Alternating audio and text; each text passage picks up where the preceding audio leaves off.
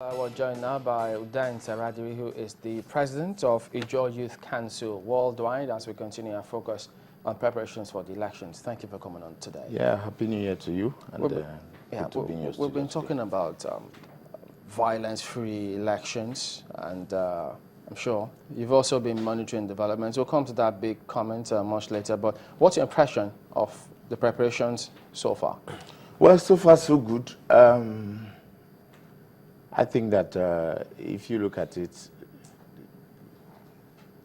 my impression about it is on two different perspectives. One, the candidates are doing good. Then secondly, the attitude of followers is not encouraging. Again, if you look at INEC, for us, we're worried whether INEC is actually prepared for the elections. How do you mean? If you look at one, the PVCs are not actually going down well with us in the southern part of Nigeria, especially in the south. Our people are not getting the PVCs as they expect. If you juxtapose it with the way PVCs are being distributed in the north, it's lopsided. Secondly, the candidates do not have a level field playing ground for this election.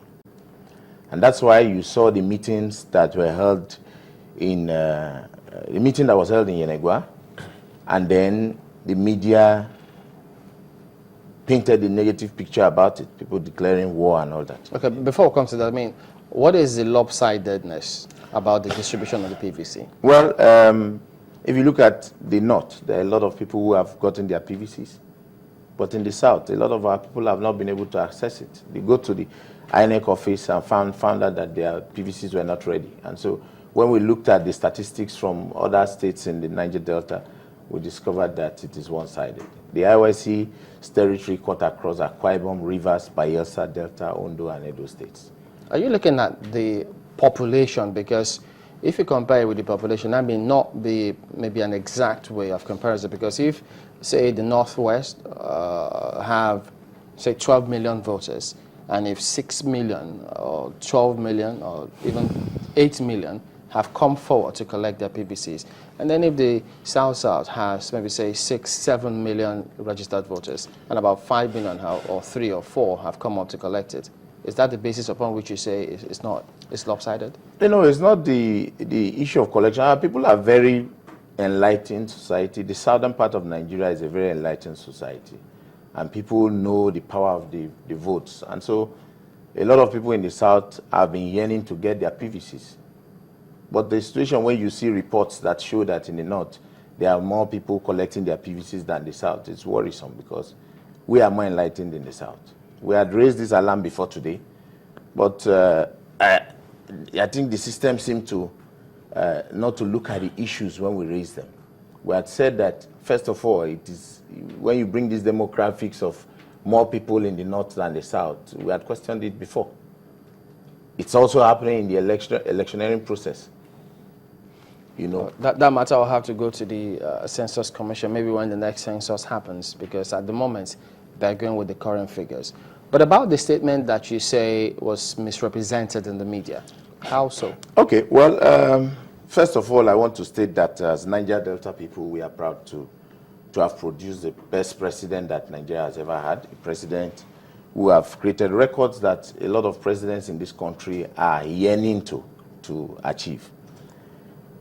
This president have achieved a lot of feat in the area of economy, security, agriculture, education, roads. We can go on and on.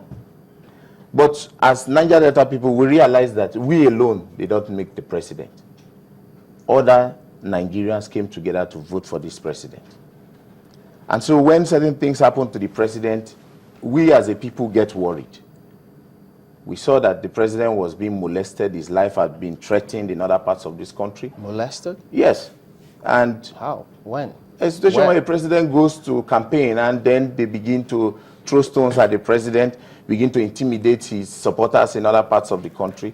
It's worrisome. And so the Ijaw people and the Niger-Delta people met in Yenegua to assess the situation.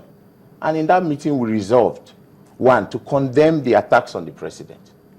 Secondly, we solicited support from other ethnic nationalities to make February 14 a success for the president. And then thirdly, we had questioned INEC and the entire process to say if one party has a field day, for instance, General Buhari was to visit Bayelsa, and there was this rumor that youths were going to disrupt the meeting. We swung into action. Even the said ex-militants that they are saying that called for war were those who put the machineries in place to ensuring that General Buhari and APC had a peaceful rally in Bayelsa State. We worked with the security agencies and ensured that he had a field day, even when they came abusing the president and rubbing it on our face. We ensured that he had a field day. Because one, Buhari is a respected individual in Nigeria. A former president of this country must be respected. And so the onus lies on the Ijaw people, especially the IYC, to ensure that if he is found in any territory that is ours, we must ensure he is peaceful.